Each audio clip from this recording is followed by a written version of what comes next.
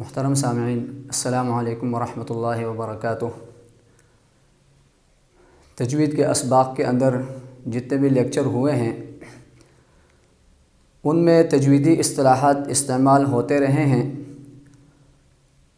محترم سامعین، پیارے بچوں، ان میں سے کافی کچھ آپ کو سمجھ میں آ گیا ہوگا۔ پھر بھی اگر کسی لفظ کے اندر، کسی جملے کے اندر کوئی اشتباہ، کوئی مشکل ہو تو آپ سے پہلے بھی ہم نے عرض کی ہے کہ آپ براہ راست ادارے سے رابطہ کر سکتے ہیں۔ ہمارے ویڈیوز کے اوپر ہمارے اساتذہ کے نمبر چل رہے ہیں، آپ ان سے رابطہ کر سکتے ہیں۔ کوئی بھی مشکل ہو ہم انہیں حل کرنے کے لیے تیار ہیں۔ جو موجودہ سبق ہے اس کے اندر بھی پیچھے کچھ اصطلاحات گزر چکے ہیں جو آج ہم پڑھانے جا رہے ہیں۔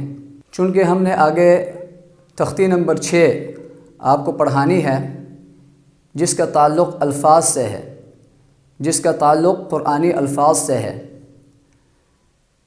چونکہ غلطی قرآنی الفاظ کے اندر جس کا امکان زیادہ ہوتا ہے، اس لیے ہم آج غلطی کے اوپر بحث کریں گے۔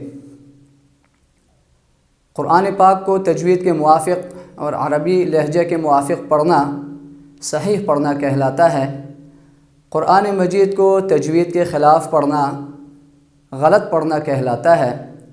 اس کے لیے تجوید کی اصطلاح میں ایک لفظ استعمال ہوتا ہے جسے لحن کہتے ہیں، لام حا نون، جسے لحن کہتے ہیں۔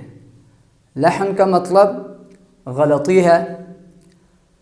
لحن دو قسم پر ہے۔ نمبر 1 لحن جلی۔ لحن جلی یعنی واضح غلطی، واضح اور صاف یعنی فحش غلطی کو لحن جلی کہتے ہیں۔ لحن جلی یعنی بڑی غلطی کی کتنی قسمیں ہیں وہ آج ہم آپ کو بتاتے ہیں۔ امید ہے کہ انشاءاللہ آپ اس کو یاد رکھیں گے۔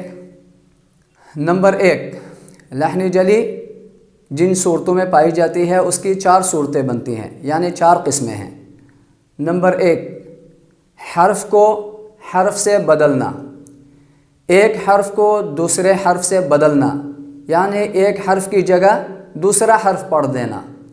مثلا سورہ فاتحہ کے اندر، سورہ فاتحہ کی اس لیے مثالیں میں پیش کر رہا ہوں چونکہ تقریباً اکثر لوگوں کو یاد ہوتی ہیں، چونکہ ہم مسلمان ہیں، نمازیں پڑھتے ہیں تو سورہ فاتحہ یاد ہی ہوتی ہے لوگوں کو۔ حرف کو حرف سے بدلنا، مثلا الحمد کو الحمد پڑھنا۔ یہاں پر مخرج کے مطابق الحمد میں بڑی حا استعمال ہوا ہے۔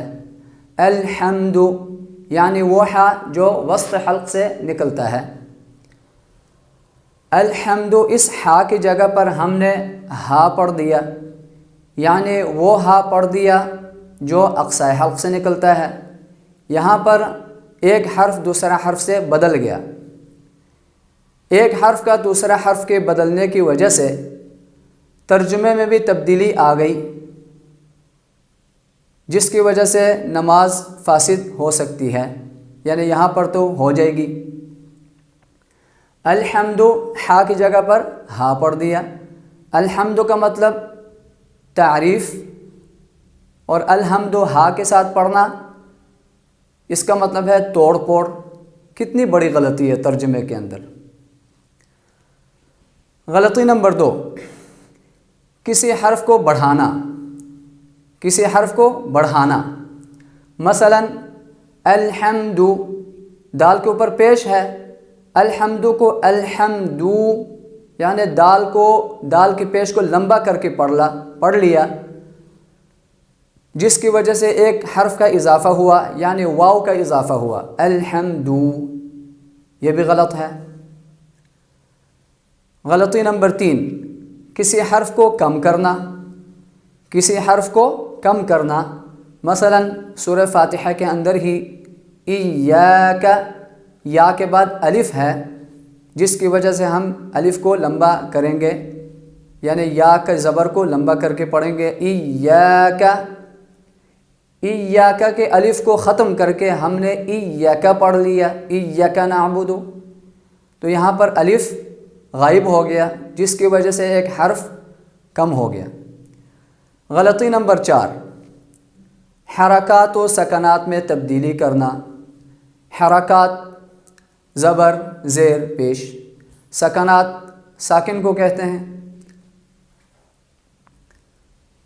مثلا انعمت، صراط الذین انعمت علیہم، تا کے اوپر زبر ہے، ہم نے زبر کو پیش سے تبدیل کر لیا، یہاں پر بھی معنی غلط ہوا۔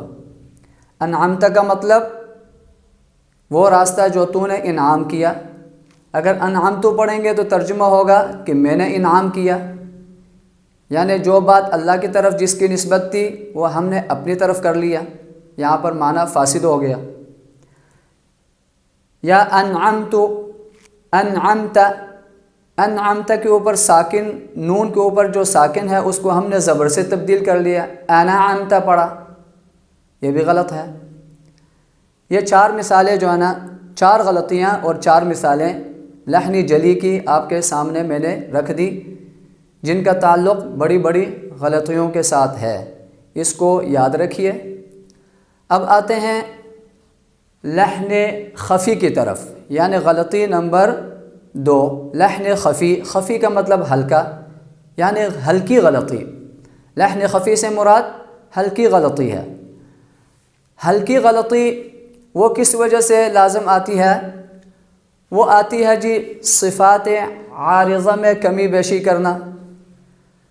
صفات لازمہ کا بیان گزر گیا کہ حرف اس وقت مکمل ہوتا ہے جس کا مخرج اور صفات لازمہ صحیح ہو۔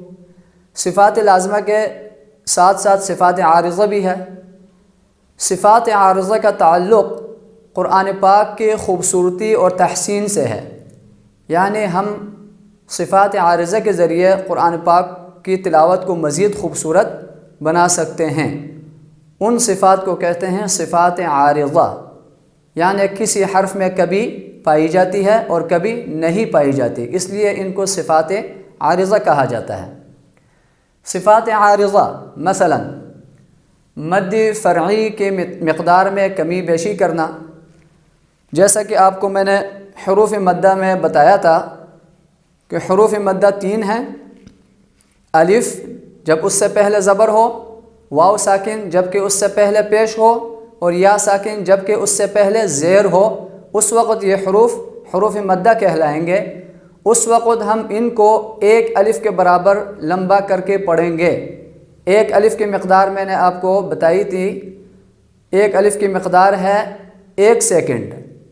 مثلا با، بو، بی، یہ مد اصلی ہے۔ ہم اگر مد اصلی کے مقدار میں کمی کریں گے تو وہ اس غلطی میں شمار ہوگا لحنی جلی میں، یعنی ایک حرف کم ہو جائے گا۔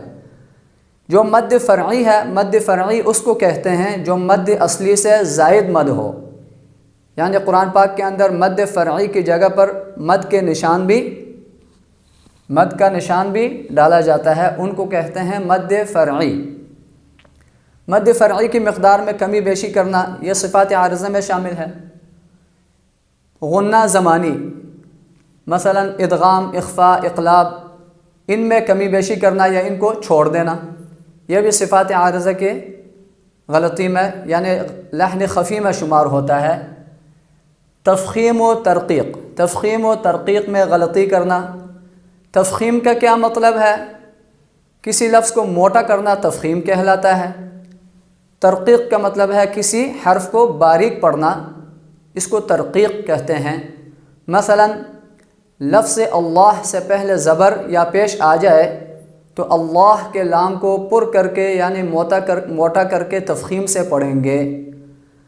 اب اسی لفظ اللہ سے پہلے اگر زیر آ جائے، مثلا بسم اللہ، بسم اللہ الرحمن الرحیم، چونکہ لفظ اللہ سے پہلے میم ہے، میم کے نیچے زیر ہے، تو یہاں پر لفظ اللہ کو ہم لفظ اللہ کے لام کو باریک پڑھیں گے۔ کسی نے لفظ اللہ کے لام کو پر پڑھ دیا بسم اللہ کے اندر، یا اللہ میں لفظ اللہ کے لام کو باریک پڑھ دیا، تو یہ غلطی لحن خفی میں شمار ہوگی۔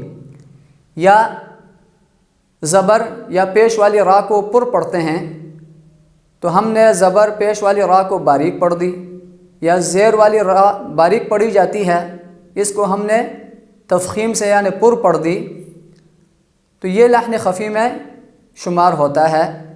لحن خفی کی غلطی سے، لحن خفی میں غلطی کرنے سے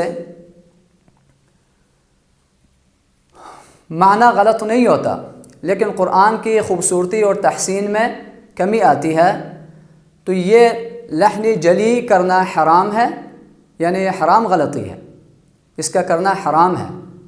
تو لحن خفی مکروہ ہے، یعنی اگر یہ چھوٹ جائے تو اس سے ترجمے میں کوئی فرق نہیں پڑتا، البتہ اس میں ہمیشگی تسلسل نہیں کرنا چاہیے، اس غلطی کو بھی صحیح کرنی چاہیے اور اس میں بھی بہتری لانے کی کوشش کی جائے۔ آج کا سبق اتنا ہی، اگلے سبق تک السلام علیکم ورحمۃ اللہ وبرکاتہ۔